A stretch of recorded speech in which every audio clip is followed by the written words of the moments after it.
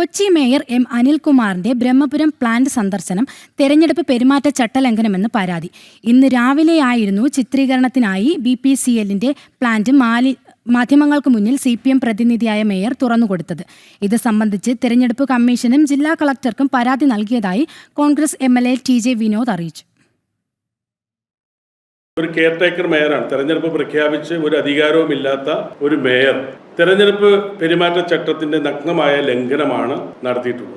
യഥാർത്ഥത്തിൽ കൊച്ചി നഗരസഭയുടെ തനത് ഫണ്ടിൽ നിന്നോ പ്ലാൻ ഫണ്ടിൽ നിന്നോ സംസ്ഥാന ഗവൺമെന്റിൽ നിന്നോ ഒരു രൂപ പോലും മുതൽ മുടക്കില്ലാതെ BPCL എന്ന് പറയുന്ന പൊതുമേഖലാ സ്ഥാപനം അവരുടെ CSR ഫണ്ട് ഉപയോഗിച്ചാണ് ഈ CBG പ്ലാന്റിന്റെ നിർമ്മാണം ഏതാണ്ട് നടത്തിക്കൊണ്ടിരിക്കുന്നത്. അപ്പം അതിന്റെ ഉദ്ഘാടനം പോലും നടത്താതെ ഇന്ന് പത്രമാധ്യമങ്ങൾ പ്രവർത്തകരെ വിളിച്ചു വരുത്തി അതിൻ്റെ ദൃശ്യങ്ങൾ പൊതുസമൂഹത്തിൽ കൊണ്ടുവരികയും അത് തൻ്റെ വികസന നേട്ടമാണ് എന്ന് പരസ്യമായി പറയുകയും അതിൻ്റെ പൊളിറ്റിക്കലായി അതിൻ്റെ വോട്ടുകൾ തനിക്ക് അനുകൂലമായി തൻ്റെ മുന്നണിക്ക് അനുകൂലമായി നൽകണമെന്ന രീതിയിൽ മേയർ നടത്തിയ ആ ഒരു പ്രസ്താവന തീർത്തും തെരഞ്ഞെടുപ്പ് പെരുമാറ്റച്ചട്ടത്തിൻ്റെ ഗുരുതരമായ ലംഘനമാണെന്നുള്ള കാര്യത്തിൽ യാതൊരു സംശയമില്ല.